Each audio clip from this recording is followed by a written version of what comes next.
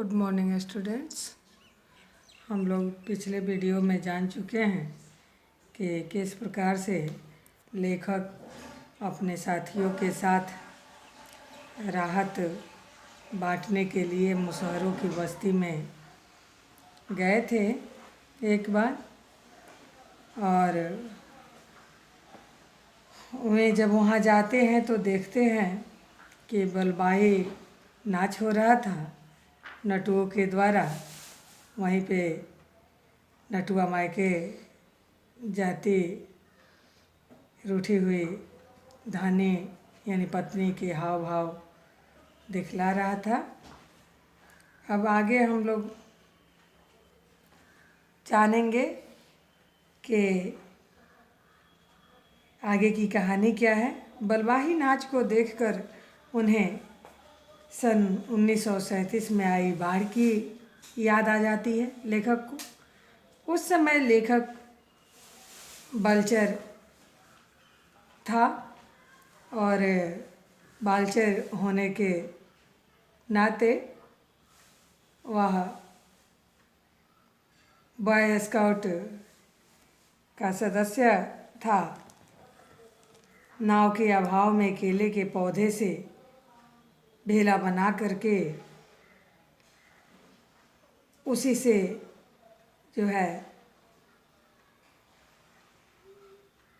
पानी को पार करने का साधन बनाया था लेखक ने।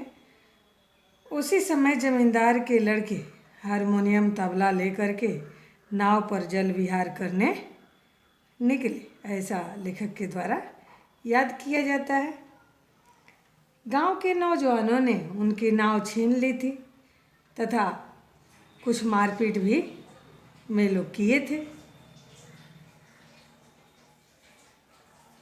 अब जो है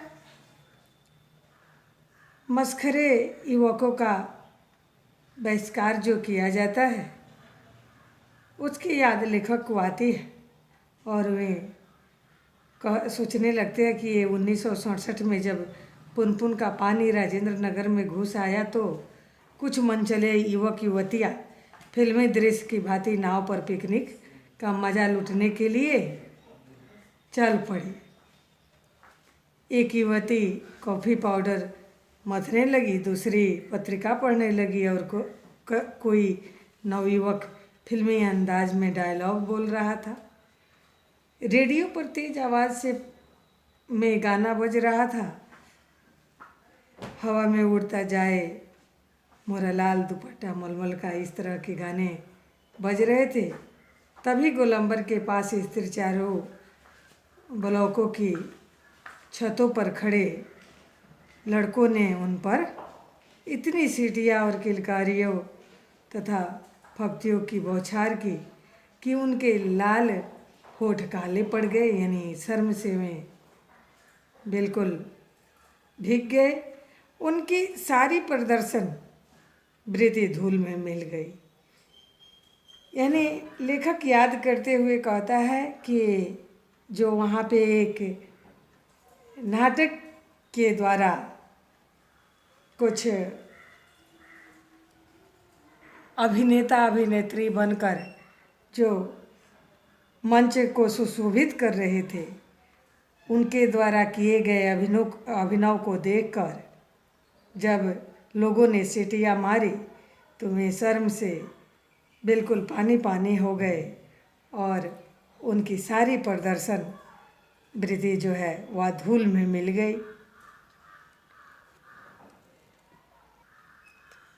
यही सब बातें याद करते हुए लेखक समय गुजार रहे होते हैं। तब तक रात के 2:30 बज गए और पानी नहीं आया। अब न जाने क्या देवीय चमत्कार हो गया, ऐसा लेखक मन में अपने सोच रहे हैं। अचानक लेखक को अपने स्वजनों और मित्रों की याद आ जाती है।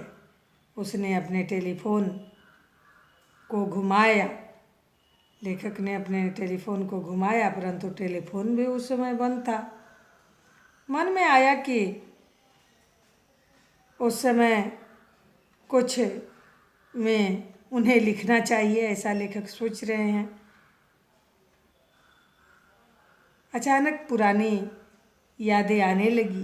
पिछले साल अगस्त में छाती भर पानी में खड़ी एक गर्भवती स्त्री की मूर्ति मन में आई, जो गाय की तरह टुकुर टुकुर निहार रही थी। ऐसे ही भेड़ों के झुंड की कल्पना करते करते लेखक की आंखें मूंद गई, यानी लेखक को नींद आ जाती है। जब लेखक एकांत रहता है तो वह सोचता है कि वह कुछ लिखे, किसी से बातें करे। टेलीफोन बंद रहने पे ऐसा लगता है कि वह कुछ ही समय लिखते, लेकिन लिखने की बात को सोच कर के लेखक और पुरानी बातें जो कि उनको तकलीफ़ में डाली हुई थी, उस बात को याद करके वह लिख नहीं पाते हैं। कि लिखने का मतलब है उसको जब पढ़ना तो फिर उसी माहौल से अवगत होना और दुखी होना, तो वह नहीं लिखना चाहते हैं।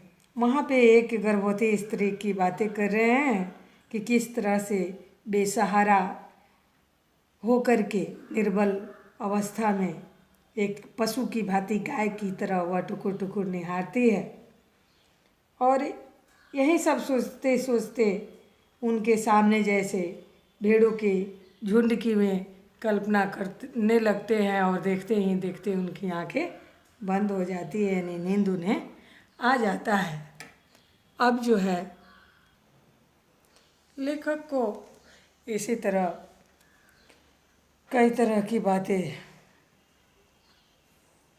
सोच रहे हैं लेखक, उनके मन में आ रही है कई तरह की बातें, और वे सो जाते हैं। उसके बाद नींद लग जाती है तो अचानक लेखक को नींद से जगाया गया।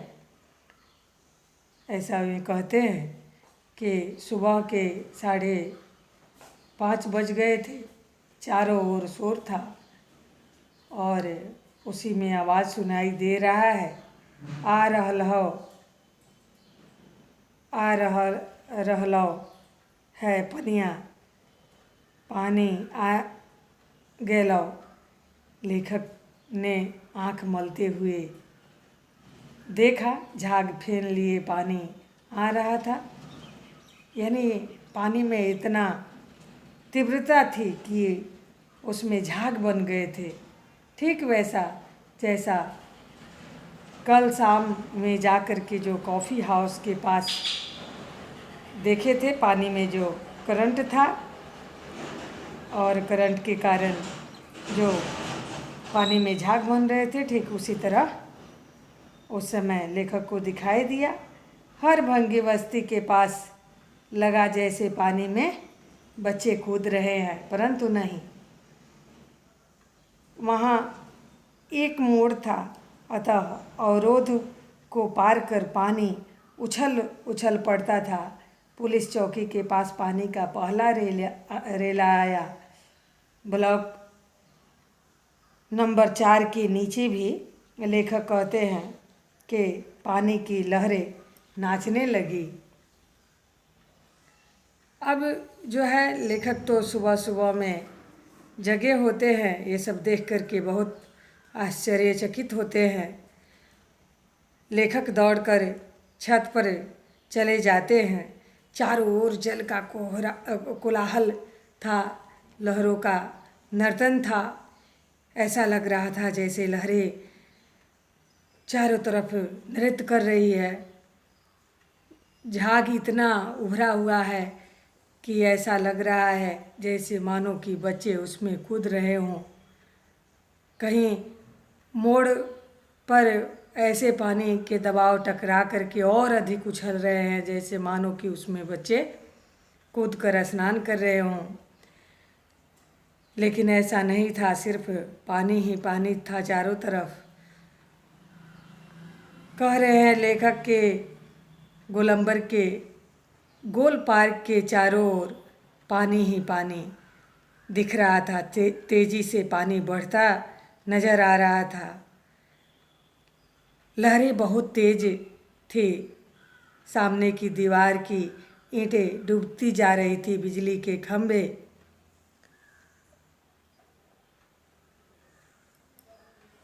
खंभों के जो हिस्सा थे वो भी पानी में डूब रहे थे। सामने की दीवार की ईंटें डूबती जा रही थी।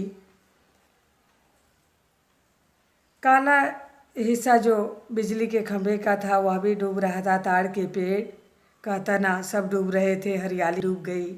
चारों तरफ जो भी पेड़ पौधे थे वो सारे पानी के नीचे डूब जाते हैं। बचपन से बाढ़ देखी है, किंतु लेखक कहता है कि पानी का इस तरह आना नहीं देखा। यानी उसने बाढ़ तो देखी है लेकिन पानी का इस तरह आना उन्होंने कभी नहीं देखा। अगर रात को पानी आया होता तो लेखक भयभीत हो जाता। मन में आता कि काश इस समय एक मूवी कैमरा होता या टेप रिकॉर्डर होता या कलम होती, परंतु अच्छा ही है कुछ भी नहीं है उनके पास, ऐसा लेखक कहते हैं। इसमें भी एक राज की बात छुपी हुई है कि अगर इनमें से कोई भी एक साधन होता जिसको वह इस दृश्य को लेखक कैद कर लेता तो वह भी आने वाले समय में दुख का सबब बनता।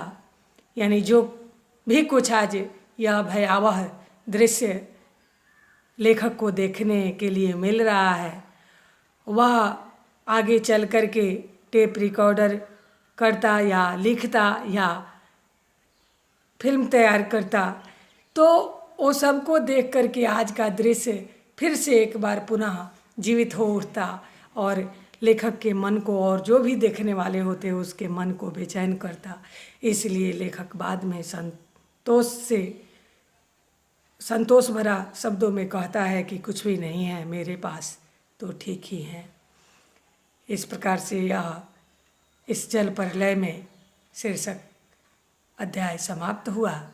आप लोग इसका एक अभ्यास प्रश्नोत्तर बनाओगे और कहानी को अच्छे से पढ़ोगे, समझोगे, तब प्रश्नोत्तर बनाओगे। धन्यवाद।